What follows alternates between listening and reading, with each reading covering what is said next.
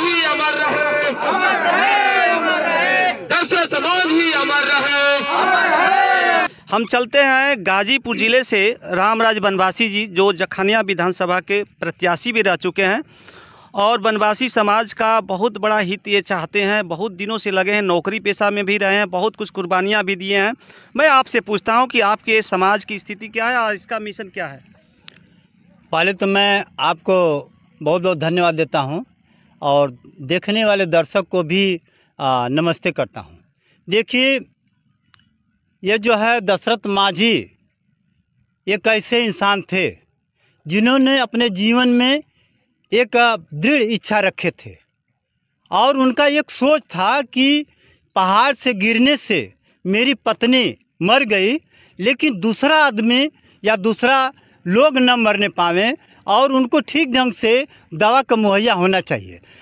कुछ लोग कहते हैं कि अपने पत्नी की याद में उन्होंने किया, लेकिन मेरे ख्याल से है दशरथ मांझी पूरे जनता की सुख सुविधा के लिए उन्होंने एक छिन्नी और एक हथौड़े से पूरे 22 साल में पहाड़ को तोड़ दिए, क्योंकि उनका एक उद्देश्य था कि यहाँ के जो निवासी हैं जब हॉस्पिटल जाना होता है तो 56 किलोमीटर की दूरी तय करते हैं और पहाड़ यदि तोड़ देंगे हम तो वह दूरी मात्र जो है 7 किलोमीटर में आ जाएगी।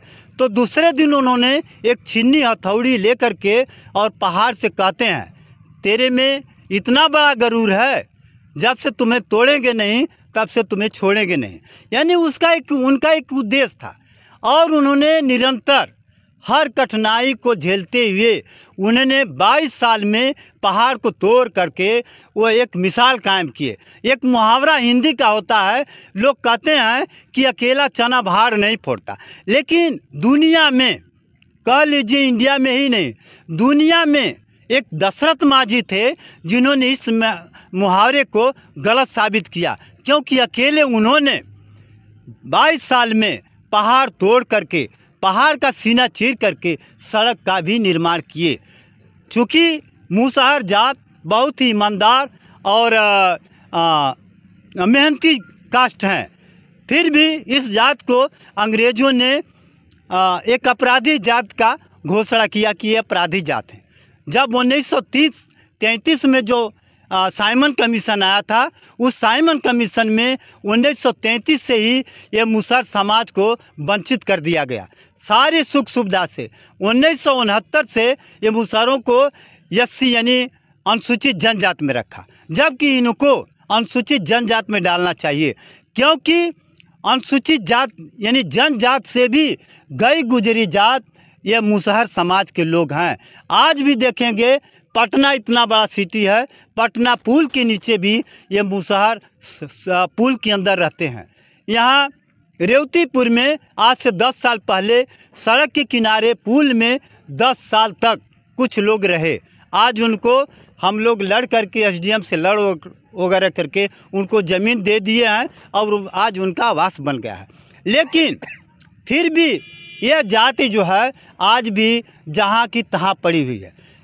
कुछ जो है उत्तर प्रदेश गवर्नमेंट, जो मोदी सरकार, ये मुसहर जात के लिए बहुत ही वफादारी किए हैं, एक पहचान बनाए हैं कि मुसहर का एक आवास बना करके इन्होंने इनको बहुत बड़ी पहचान बनाए हैं। और मुसहरों के लिए उत्तर प्रदेश में यह सरकार जो है बीजेपी सरकार बहुत अच्छा कार्य कर रही है। और बीजेपी सरकार से मैं आशा करता हूं कि जब तक कांग्रेस का ज़माना था, लालू और नीतीश का ज़माना उस समय था, तब से दशरथ मांझी की पहचान नहीं हो पाई थी, क्योंकि गवर्नमेंट ने, नीतीश सरकार ने 1906 में पद्म भूषण से सम्मानित करने के लिए केंद्र सरकार को प्रस्ताव भेजा था, लेकिन वह भी पुरस्कार नहीं मिला। दशरथ मांझी को वास्तव में पुरस्कार मिलना चाहिए भारत रत्न से, क्योंकि दशरथ मांझी एक ऐसे इंसान थे जो पूरे दुनिया में कोई ऐसा आदमी नहीं है और उन्होंने पूरा अपना जीवन इस समाज के लिए बिता दिए। वास्तव में कहा जाए, लोग कहते हैं शाहजहां ने अपने बेगम के याद में उन्होंने ताजमहल बनाए, लेकिन दशरथ मांझी वह ऐसे इंसान थे कि उनकी पत्नी जब मर जाती है तो कहते हैं कि मेरी पत्नी मर गई, लेकिन दूसरे की पत्नी, दूसरे की माँ, दूसरे के बेटा, दूसरे की लड़की, दूसरे का बूढ़ा आदमी या जवान आदमी दवा के अभाव में न मरने पावे, इसलिए उन्होंने छेनी हथौड़ी से पहाड़ काटे। जब उन्होंने नीतीश से मिले तो 3 प्रस्ताव रखे थे।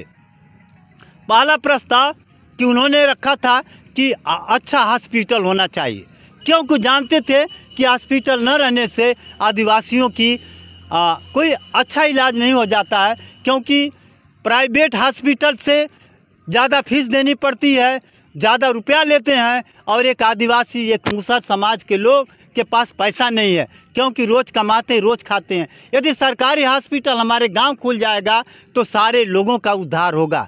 और उन्होंने कहा एक अच्छी सड़क बन जाएगी, जो हमने सड़क बनाया है उसका सुंदरीकरण हो जाएगा, उसका चौड़ीकरण हो जाएगा, या उस सड़क का संपर्क मार्ग जो है मुख्यालय तक पहुंच जाएगा, तो ये जंगल में रहने वाले, ये पहाड़ों में रहने वाले आदिवासी और जो दलित लोग हैं उनका जीवन सुधर जाएगा।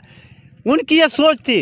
अब हमारे भाई जो स्वतंत्र गौतम जी हैं, इन्होंने एक मिशन लेकर चला है कि बाबा दशरथ मांझी को भारत रत्न दिलाना है, क्योंकि दशरथ मांझी जी सच में भारत रत्न के हकदार हैं। अब मैं अपने उत्तर प्रदेश में आ गए हैं, मैं इनको दिल्ली तक पहुंचाऊंगा, क्योंकि इनके साथ सिर्फ यही मुसहर नहीं है, उड़ीसा, पश्चिम बंगाल, असम, झारखंड, बिहार और यूपी, हम लोग इतनी बड़ी जत्था है कि हमारा संगठन जो है 7 प्रदेशों में चलता है, और 7 प्रदेश के लोग यह चाहते हैं, वनवासी लोग, कि दशरथ मांझी को भारत रत्न से सम्मानित किया जाए। रामराज भाई, मैं पूछना चाहूँगा आपको कि जैसे वो मिशन ये लोग लेके चल रहे हैं, यूपी से आपका कोई मिशन है? हाँ, यूपी से मिशन है। हमारा एक जो संगठन बना है भारतीय मुसहर भूइयाँ समाज, जो पूरे जहाँ मुसहर की आबादी ज़्यादा है, जैसे उड़ीसा और पश्चिम बंगाल, असम और झारखंड, बिहार, छत्तीसगढ़, क्योंकि मुसहर और भूइयाँ एक ही जात हैं, कह लीजिए। तो हम लोग की इतनी बड़ी जनसंख्या है कि मध्य प्रदेश में और उड़ीसा में भूइयाँ लोग ज़्यादा हैं, तो भूइयाँ और मुसहर का एक संगठन बना है। और रोटी बेटी का भी एक रिश्ता है, केवल नाम जो स्थानीय नाम से चेंज हो गया है, नहीं तो मुसहर और भूइयाँ एक ही समाज के लोग हैं। और इनका एक बहुत बड़ा संगठन है, न कि यूपी में ही सारे संगठन बना हुआ है, इसलिए सारा संगठन ये मांग कर रहा है कि बाबा को भारत रत्न से सम्मानित किया जाए। नहीं, ये तो बहुत जेन्युइन मांग है, क्योंकि हम देख रहे हैं कि हिंदुस्तान में नाचने गाने वाले और कुछ खिलाड़ियों को भी सरकार भारत रत्न देती है। भारत रत्न भारत का सबसे बड़ा पुरस्कार है जी। तो जो दशरथ मांझी ने किया है वह शायद किसी ने नहीं किया है, दुनिया का मिसाल है।